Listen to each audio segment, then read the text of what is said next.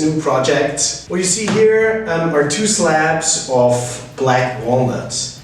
As you can see, these were already treated so they don't grow like that in nature. And so I had the pleasure to use a couple of really old machines, planers, jointers, and sanding machines in a wood shop close to where I have my place. So let me go back in time and show you what we did there to prepare these slabs like that. And from here on, I will continue working in my wood shop. This is going to be a couch table, pretty large couch table for a friend of mine. It's very similar to the project, the Ironwood dinner table, so it's not going to be a lot of new things you see here. A couple though. If you ask yourself, why is he presenting, why is he creating another video showing the same, that's very easy. I just record and video the stuff I do and the stuff I like, and so these kind of projects I like, and that's like different lumber, so it will look different and it will behave different, and so I'm just recording what I do, and so there might be a lot of projects that are a repetition or similar, but I don't really mind about that. It's just my hobby. So let me dial back in time and show you what we did to plane these and polish them the way they are right now before I continue to glue them together and with all the other steps. First, we ran the slabs off camera through a jointer and planer. If you don't know how to do that, there are plenty of videos on YouTube showing you how to do that. Then we cut the live edge on each side of each slab with a circular saw. After that, we spent some time deciding where to cut the slabs, so the table is around 1.50 meters long.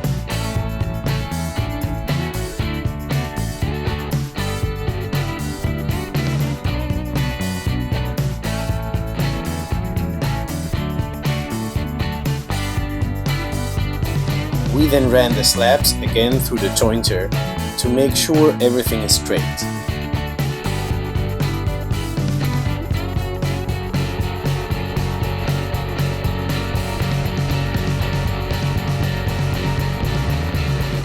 Then we cut the slots with a disc cutter router bit to prepare the slabs for gluing them together. I prepared the clamps and applied a good layer of wood glue to the slabs. I also inserted a small piece of wood into the slot between the slabs.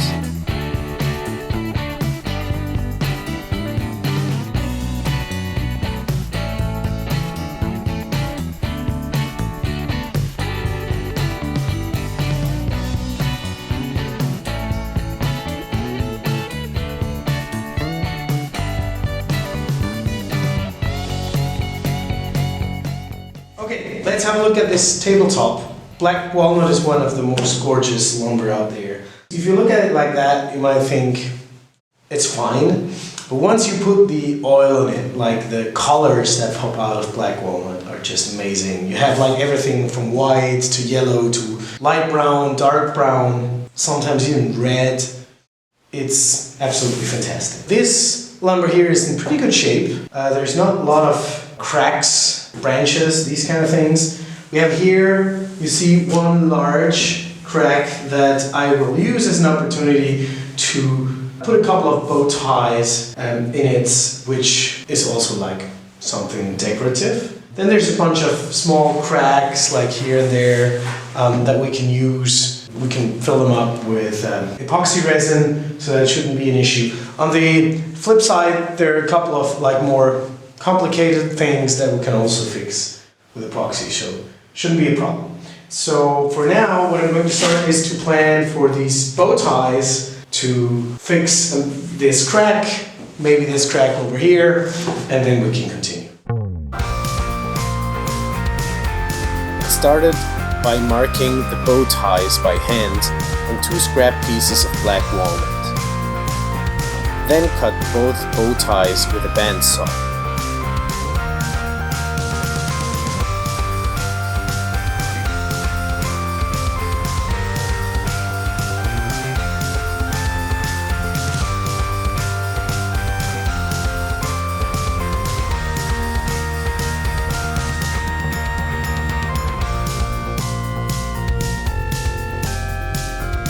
Using a belt sander, I cleaned these up.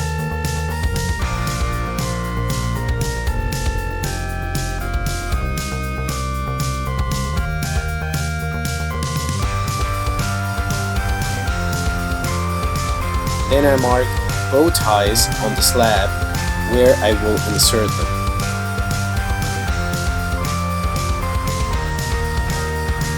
I used hand carving tools to cut the holes into the lumber.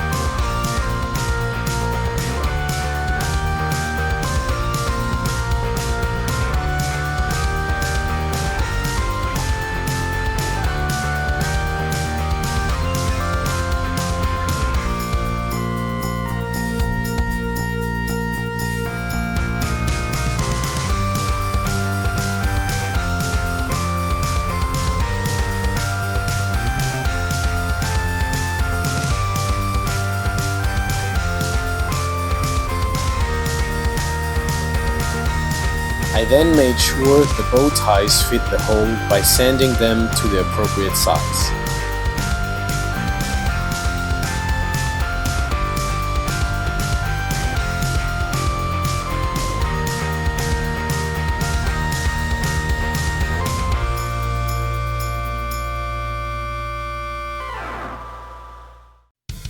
Then I started to remove the bark. This is quite work intensive, so account for some time.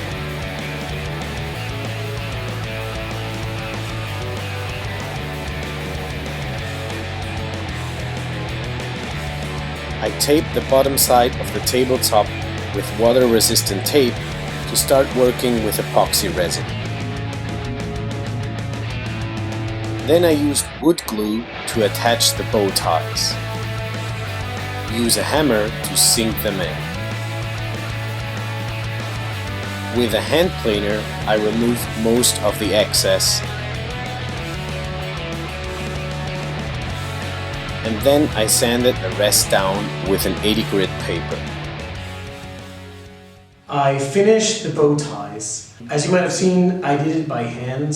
There's a lot of videos also showing how you can do it with a router. So if you're comfortable with the router, go and check out these videos. The reason I do it by hand is because the router is actually not my favorite tool. I never really got friends with it. I'm a little clumsy with it, and I try to use it as little as possible. So I think by hand is fine, pretty fast, kind of more precise, so that's why I do it by hand. I taped the side below with water-resistant tape, and now I'll start with the epoxy. I'll use normal epoxy without coloring, anything like that.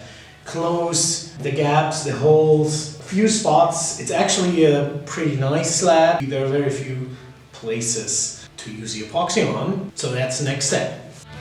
Mix your two-component epoxy really well and long.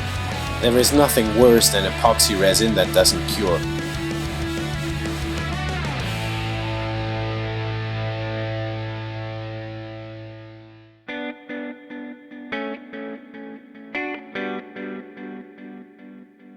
With a heat gun, you can remove air bubbles from your epoxy.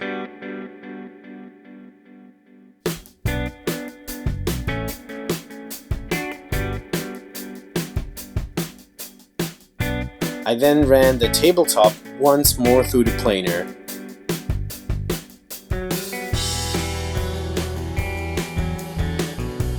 And used a sanding machine to sand it with 100 grit paper.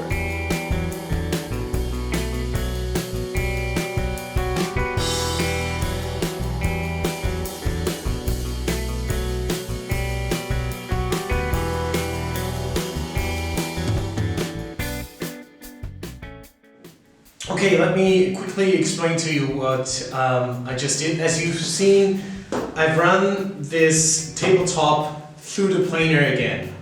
And the reason was that after gluing, there was a little gap of about 1 millimeter, which you can also deal with by sanding, but it will take a lot of time to sand that down. And because I have that fantastic planer at my disposal, I just decided to run it again through the planer and get rid of that gap.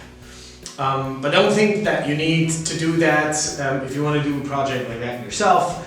and you don't have that machine at hand, you can do that by sanding and just investing more time. After the planing, I sanded the tabletop with this beautiful sanding machine that you've seen. It was 100 grit paper, and it goes really fast. Like, it's just like this incredible machine that normally you don't have at your disposal, which again, like, is in that other workshop that is not mine, but I was able to use it, and so that went pretty fast on both sides with 100 grit paper. Obviously that's not enough for the upper side of the tabletop. I will continue with the orbital sander there, but for the bottom side of the table, that's absolutely enough. After that, I filled, so this is the back side, bottom side of the table, and I filled with epoxy a couple of small places and a large problem space that we had at the end here, which was like a branch. It was pretty soft lumber and like holes in it and things, so I feel like all of that with epoxy resin, which has the advantage that now it will stabilize, we shouldn't have any issues. So we're now on the bottom side, working and finishing the bottom side. I will do that first. I will first sand the epoxy down with an 80 grit paper, and then not invest a lot more time in sanding, and we'll attach the aluminum bars, prepare and attach the aluminum bars to the bottom side to make sure this project doesn't bend in any kind of way later on. I always do that with tabletops, because you can never guarantee like the different pieces of lumber, how they bend with the humidity of the environment and all these kind of things.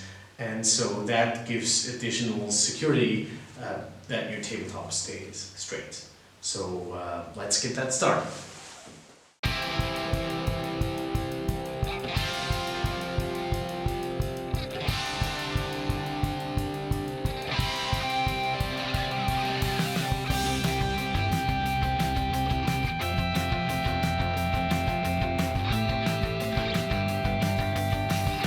I placed the table legs to figure out where to best place the aluminum bars. Then I cut the aluminum bars to the right length and drilled holes into the bars to attach them.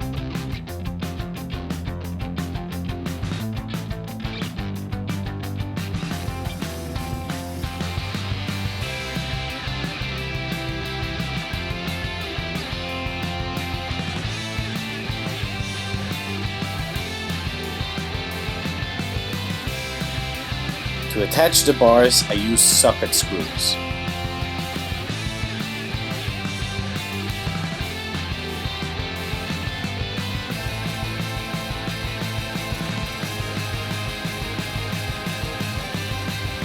Using a router, I rounded off the bottom side edges.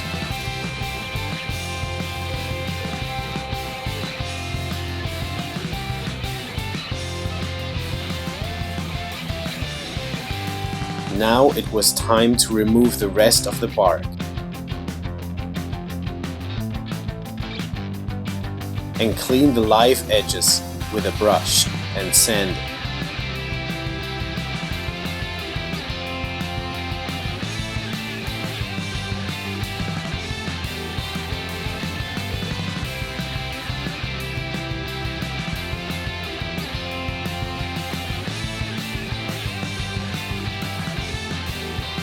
Then I sanded the bottom side with an orbital sander and 120 grit paper.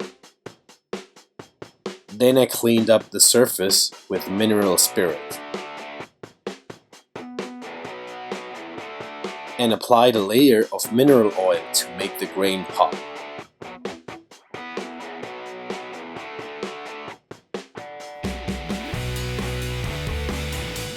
Now it was time to apply polyurethane. I applied a total of 3 layers.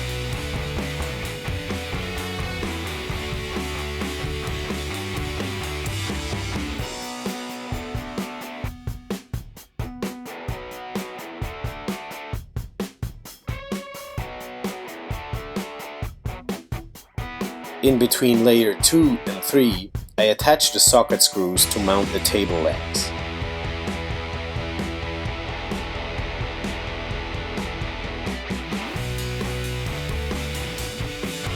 Then I flipped the tabletop and filled all the cracks with epoxy resin.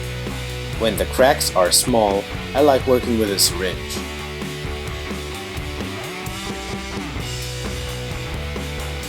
I sanded down the epoxy with an 80 grit paper. Always use your mask when doing that, because epoxy dust is toxic.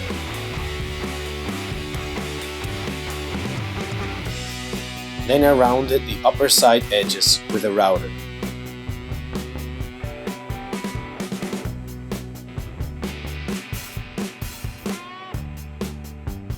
And cleaned up the edges with a sander. To sand the round edges, use a simple sanding paper by hand. The machine would destroy the nice curve you just made with your router. Now it was time to sand the upper side with 120 and 180 grit paper.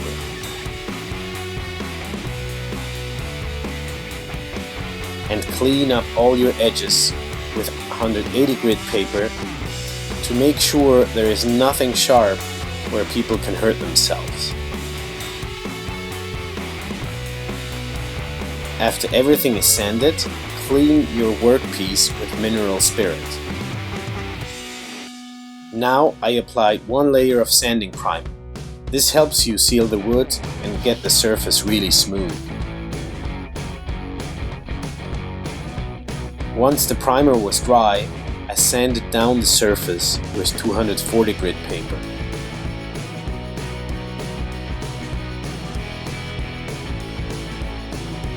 Once again, clean with mineral spirit. Then apply a layer of mineral oil to make the grain pop. Look how beautiful this is becoming.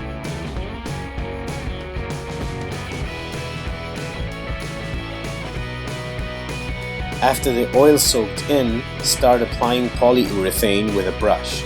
I applied 3 layers for this project.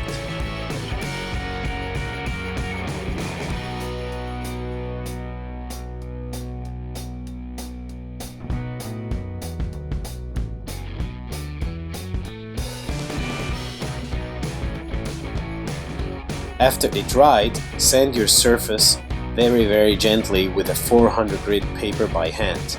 Don't go crazy, you don't want to damage anything.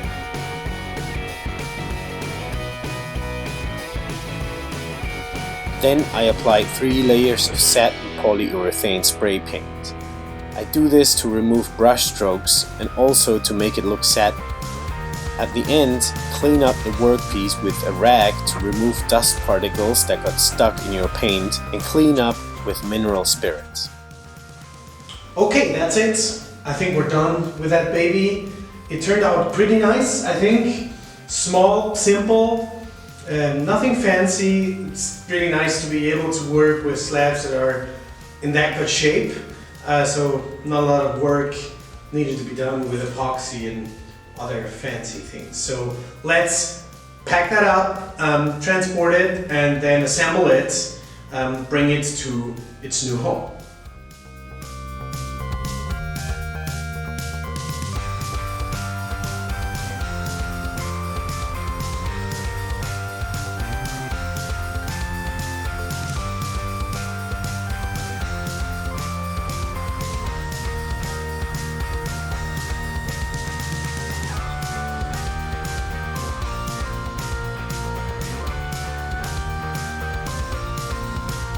I hope you liked this video. If you did, make sure to like and subscribe so you don't miss future videos. See you later.